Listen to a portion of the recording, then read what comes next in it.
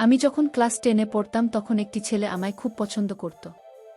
আমি তাকে বিশ্বাস করে তাকে ভালোবেসেছিলাম। তাকেও আমি অনেক পছন্দ করতাম। কিন্তু ছেলেটির মতো ভালো ছিল না।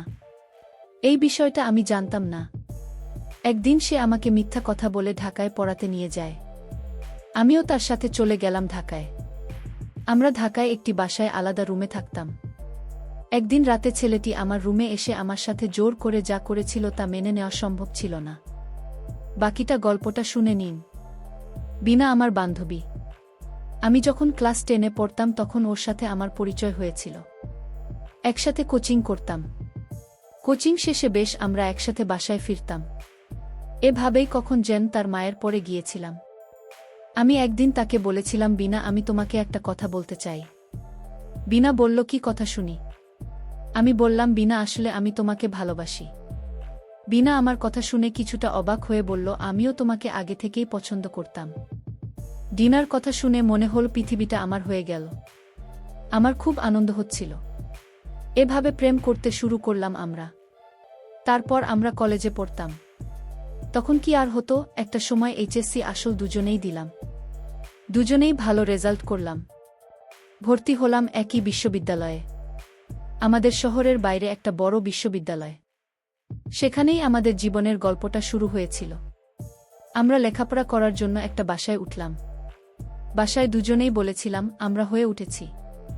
কিন্তু আসলে আমরা ক্যাম্পাসের ঠিক বাইরে 2 রুমের ছোট্ট একটা বাসা ভাড়া নিয়ে নিলাম। ওটার জন্য কেনাকাটা করলাম। বালতি, তোশক, হাঁড়ি, পাতিল, সবকিছু।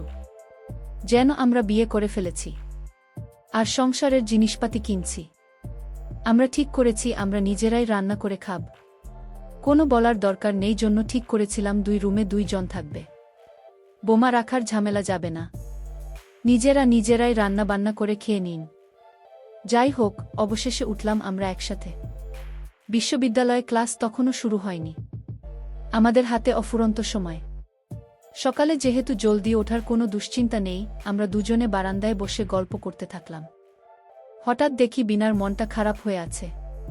তার মুখটা কেমন জানি অন্ধকার হয়ে আছে।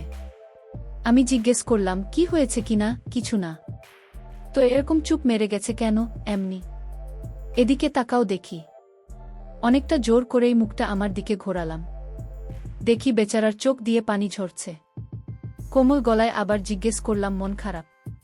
উত্তর দিল না। কিছুক্ষণ পর একাই আবার বলে উঠল, আসলে আমি না। এই প্রথম ফ্যামিলি ছাড়া আছি। এমন না যে তোমাকে ভালোবাসি না বা এরকম কিছু, কিন্তু আমার খুব মন খারাপ হচ্ছে। আমি বললাম, বুঝতে পারছি। যাও তুমি তোমার রুমে গিয়ে শুয়ে পড়ো। বিনা আস্তে করে নিজের রুমে গিয়ে দরজা আটকে দিন। আমারও কেমন যেন খুব মন খারাপ হয়ে গেল। বুঝলাম না হয় যে তাই বলে আমাকেও দরজা আটকে বাইরে রেখে দিতে হবে। আমিও চুপচাপ আমার রুমে লাইট নিভিয়ে শুয়ে পড়লাম। দরজাটা আটকায়নি। বিনা প্রতি একটু রাগ নিয়ে ঘুমিয়ে পড়েছিলাম। আমি নাক ডেকে ঘুমাচ্ছিলাম। আমার হঠাৎ ঘুম ভেঙে গেল। আমি অনুভব করলাম আমার পাশে থেকেছেন শুয়ে আছে। আমি বুঝতে পারলাম আমার বিছানায় আমি একা নই। বিনা কখন যেন আমার পাশে এসে শুয়ে নিঃসারে ঘুমিয়ে আছে।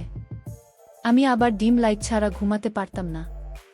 ডিম লাইটের আলোয় বিনাকে দেখে আমার অনেক মায়া হলো। পরিবার ছেড়ে লেখাপড়া করার জন্য আমার মতো একটা ছেলেকে বিশ্বাস করে। আসলে বিনা একজন সহজ সরল মেয়ে। তার কোনো তুলনা হয় না। এসব ভাবতে ভাবতে ঘুমিয়ে গেলাম। ভোরে আবার ঘুম ভেঙে গেল। দেখি বাইরে মোটামুটি আলো হয়ে গেছে। বিনাকে ডাক দিলাম। বিনা, সকাল হয়ে গেছে, তাড়াতাড়ি উঠে। বিনা সাড়া নেই। এবার জোরে কানের কাছে গিয়ে ডাক দিলাম। এবার বিনা ঘুম ভাঙে। সবকিছু বুঝে উঠতে একটু সময় নিন। তারপর মুচকি হেসে বলল, লাট সাহেব আর কিছু করলেন না। সকাল সকাল শুধু ঘুম ভাঙানোর জন্য ডাক দিলেন। আমি শয়তানি একটা হাসি দিয়ে বললাম, তুমি এখন থেকে আমার সব কথা শুনতে হবে। আর যদি না শোনো তাহলে আমার কাছে তোমার এমন একটা জিনিস আছে যে জিনিসটা তোমাকে দেখালে তুমি আমার সব কথায় রাজি হয়ে যাবে। নইলে তো তোমার কপালে দুঃখ আছে।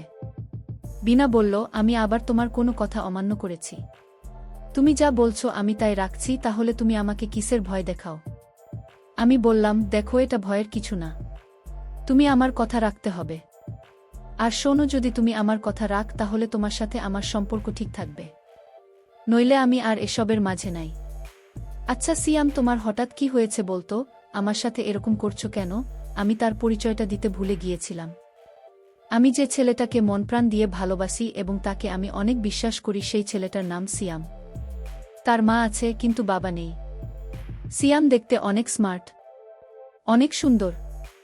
যাই হোক, আমি সিয়ামকে বললাম, তোমার মাঝে হঠাৎ এই পরিবর্তন কেন? আগে তো তুমি এরকম ছিলেন না। বলো তোমার কি হয়েছে? সিয়াম বলল, আমি তোমার কাছে যা চাই তা দিবে তো? যদি দাও তাহলে আমাকে পাবে, নইলে আমাকে আর পাবে না। আরে পাগল ছেলে, বলেই দেখো না, আমার কাছে যদি সেই জিনিসটা আমার কাছে থাকে তাহলে আমি তোমাকে দিব। সিয়াম বলল, আরে তোমার কাছে আছে কিন্তু তুমি দেবে তো? আচ্ছা বাবা ঠিক আছে, আমি দিব, এবার বলো কি চাও তুমি? সিয়াম তখন বলল, আমি একটা রাত কাটাতে চাই। মানে কি বলছো তুমি? আমি কিছুই বুঝতে পারছি না। সিয়ামের এমন আবদার শুনে আমার মনটা ভীষণ খারাপ হয়ে গেল। আমি যে ছেলেটাকে এত ভালোবাসি, এত বিশ্বাস করি, সে কি না এসব বলছে? না, আমি ভাবতে পারছি না। আমি খানিকক্ষণ চুপ হয়ে থাকলাম। সিয়াম আমাকে বলল, কি হল তুমি চুপ করে রইলে যে, কিছু একটা বলো। আমি তাকে পরিষ্কারভাবে জানিয়ে দিলাম, আমি এখন এসব পারব না। আমার কথা শুনে সিয়ামের মুখটা অন্ধকার হয়ে গেল। আমি সিয়ামের কতটা বুঝতে পারলাম। আমার চোখের পানি কিছুতেই ধরে রাখতে পারছি না। আমার মনে হচ্ছে আমি চিৎকার করে কান্না করি। সিয়াম তখন আমার সামনে এসে বলল, আমি এমন কি বলেছি যে তোমার কান্না করতে হবে? আমি তো একটা রাত ছিল না তোমার সাথে। আমি সিয়ামকে বললাম, তোমার মুখে আমার নাম উচ্চারণ করবে না। তুমি যেরকম ভাবছো আমি সেরকম মেয়ে না। আমার মা বাবা আমাকে সঠিক শিক্ষা দিয়েছে। আমি লক্ষ্য করলাম বিনা তার রুমে গিয়ে তার কাপড় চোপড় ব্যাগে গুছিয়ে নিচ্ছে। আমি তার কাছে গিয়ে জিজ্ঞেস করলাম, বিনা তুমি কাপড় চোপড় ব্যাগে তুলছো কেন? বিনা বলল, আমি চলে যাব। আমি বললাম, তুমি কোথায় যাবে? বিনা বলল, আমার দুচোখ যেদিকে যায় সেদিকে চলে যাব। আমি এখানে আর থাকব না। সিয়াম তখন দরজাটা আটকে দিল আর বলল, তুমি কোথাও যেতে পারবে না, তোমার এখানেই থাকতে হবে। বিনা তখন বলল, তুমি কি জোর করে আমাকে বাসায় রেখে দেবে? আমার একটা কথার কারণে তুমি বাসা থেকে চলে যাবে, আমাদের ভালোবাসা শেষ হয়ে যাবে। আমি কিছুতেই হতে দেব না। বিনা তখন আমায় ধাক্কা মেরে দরজা খুলে দৌড়ে পালিয়ে গেল। আমি আর তাকে কিছুতে রাখতে পারলাম না। বিনার জন্য আমার খুব কষ্ট হচ্ছে। আমি বিনার পিছু নিলাম, দেখি সে কোথায় যায়। আমি বিনাকে পিছন থেকে ডাক দিয়েছিলাম, বিনা আমার কথা কানে নেয়নি। সে তার নিজের ইচ্ছামতো চলে যাচ্ছে। বিনা একটা সিএনজিতে উঠে পড়ল। আমি আর তাকে দেখতে পেলাম না। সে কোথায় চলে গেল? কিন্তু আমি মনে মনে সিদ্ধান্ত নিলাম, আমি তোমাকে ছাড়ব না। আমি যে করে হোক তোমাকে খুঁজে বের করে আমার ইচ্ছা পূরণ করব। আমি সারারাত কিছুতেই ঘুমাতে পারলাম না। বিনা আমার ছোট একটা কথার কারণে আমাকে এভাবে রেখে চলে গেল। সে যদি আমাকে সত্যিই ভালোবাসো তাহলে এভাবে আমায় রেখে চলে যেতে পারত না। আমার মনে হয় ও আমাকে সত্যি ভালোবাসে না। যাই হোক, এভাবে কিছু দিন কেটে গেল। আমি বিনাকে বিভিন্ন জায়গায় খুঁজতে লাগলাম, কিন্তু কোথাও তাকে পাওয়া যাচ্ছিল না। এখন আমার মাথায় একটাই চিন্তা থাকে, কিভাবে খুঁজে বের করা যায়। হঠাৎ আমার বাসায় আমার ছোটবেলার বন্ধু আসছে। দোস্ত, তুই কেমন আছিস? ভালো না দোস্ত, মনটা ভীষণ খারাপ। আমি যেখানে থাকি ঠিকানা দিলকে তোরে। আরে তোর মা দিয়েছে, আর তাই আমি সরাসরি চলে আসলাম। ভাবলাম দুই বন্ধু একসাথে লেখাপড়া করি। আমি লক্ষ্য করলাম সিয়াম কান্না করছে, তার চোখ দিয়ে পানি ঝরছে। আমি বললাম, সিয়াম বন্ধু, আমার কি হয়েছে তোর? তুই আমার কাছে বল, আমি সমাধান করে দিব। সিয়াম তখন বিনার কথা বলল। আমি বুঝতে পারলাম। আমি সিয়ামকে একটা বুদ্ধি দিলাম, শোন, এই মেয়েকে এভাবে খুঁজে পাওয়া যাবে না। আমি বললাম, তাহলে কি করলে তাকে খুঁজে পাওয়া যাবে? আমার বন্ধু ইমন বলল, চল তার গ্রামের বাড়িতে খোঁজ নিয়ে দেখি। অবশ্যই তার মা বাবা জানতে বিনা কোথায় থাকে। আমরা পরের দিন তার গ্রামের বাড়ি উদ্দেশ্য করে রওনা দিলাম। তাদের গ্রামের বাড়ি মুন্সীগঞ্জ। আমরা মুন্সীগঞ্জ গেলাম। সেখানে তার মা বাবাকে খুঁজে বের করলাম। তার মা বাবাকে জিজ্ঞেস করল, মা বিনা কোথায় থাকে? তার বাবা উত্তর দিল, কেন, বিনার কাছে তোমাদের কি দরকার? আমরা স্কুলে একসঙ্গে পড়তাম, তাই বিনার কাছে একটু বিশেষ দরকার ছিল। তাই আর কি? তার বাবা বলল, কি দরকার আমার কাছে বলো, তারপর ঠিকানা নেই। আমার বন্ধু ইমন বলল, দেখুন কাকা, বিনা যে বাসায় থাকত সেই বাসার কিছু দামি জিনিস চুরি করে নিয়ে এসেছে। এটা আমাদের কানে আসে। আমি বলেছিলাম, বিনা এরকম করবে কেন? আমাদের বিশ্বাস হচ্ছিল না। বাসার মালিক বলল, যদি তাকে খুঁজে না পাওয়া যায় তাহলে মামলা করা হবে। আর আমরা এসেছি বিনাকে বাঁচাতে। কারণ বিনা যে চুরি করে নাই তার প্রমাণ আমাদের কাছে আছে। তার বাবাকে আমরা এভাবে মিথ্যা কথা বলে মেয়ের ঠিকানা নিলাম। বিনার বাবা বলল, আমার মেয়েকে বাঁচাতে হলে তো ঠিকানা দেওয়া ছাড়া আমার আর কোনো উপায় নেই। তাই বিনার বাবা ঠিকানা দিল। সে বলল, আমার মেয়ে এখন ঢাকায় থাকে না, সে সিলেট থেকে লেখাপড়া করে। আমরা ঠিকানা পেয়ে গেলাম। এমনকি আমি বললাম, আমার সাথে চল বন্ধু, সিলেট যায়। ইমন বলল, আরে বন্ধু, তোর জন্য তো আমার এই জীবনটা পর্যন্ত দিতে পারি। আর সিলেট যেতে পারবো না। যতদিন পর্যন্ত বিনাকে খুঁজে না পাস ততদিন পর্যন্ত আমি তোকে হেল্প করব। তুমি কোনো চিন্তা করিস না। সিয়াম আমার কথা শুনে অনেক খুশি হল। আসলে পৃথিবীতে এমন বন্ধু পাওয়া বড় কঠিন। আমরা পরের দিন সিলেটের উদ্দেশ্য করে রওনা দিলাম। আমরা সিলেট বিয়ানীবাজার গিয়ে একটা হোটেলে উঠলাম। রাতে খাবার খেয়ে যখন ঘুমাতে যাব ঠিক তখন পাশের কেবিনে মেয়ের গলার আওয়াজ আসছে। আমার মনে হলে পাশের কেবিনে বিনার গলার কণ্ঠ শুনলাম।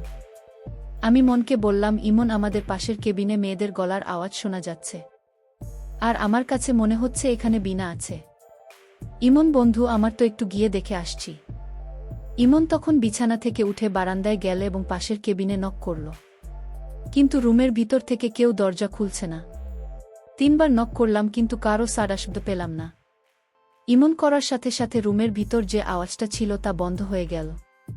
সিয়াম তখন আমায় বলল, শোনো বন্ধুরা, তো মনে হয় এভাবে ডিস্টার্ব করা ঠিক হবে না। সকালে দেখা যাবে, সকাল সকাল উঠতে হবে। এখন ঘুমিয়ে পড়। ভোর 5টা বাজে আমি উঠে পড়লাম এবং বারান্দায় দাঁড়িয়ে থাকলাম।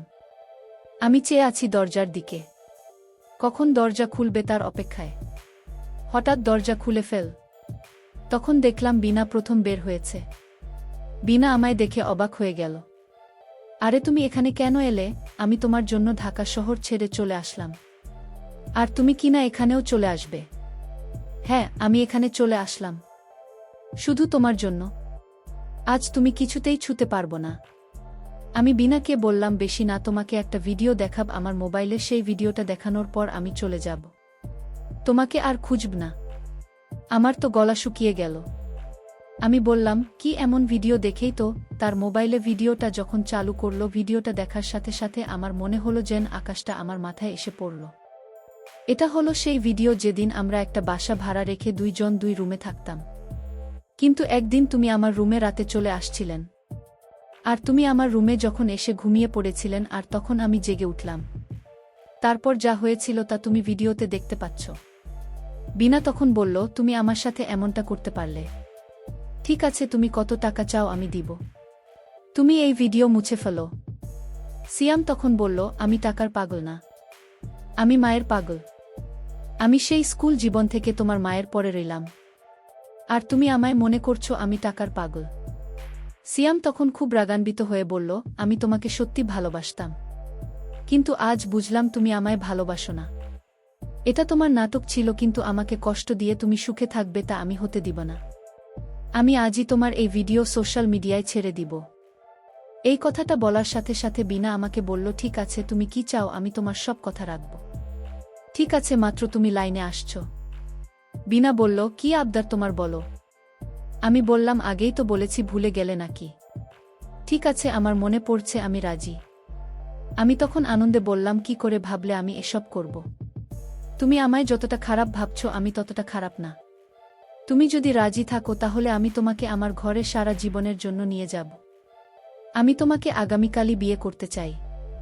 এই কথা শুনে বিনা বলল, ঠিক আছে, তুমি যা ভালো মনে করো তাই করো। তাহলে চলো আজ আমরা গ্রামে ফিরে যাই।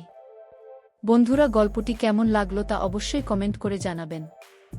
আর এরকম নতুন নতুন গল্প পেতে আমার চ্যানেলটি সাবস্ক্রাইব করে পাশে থাকবেন। ধন্যবাদ।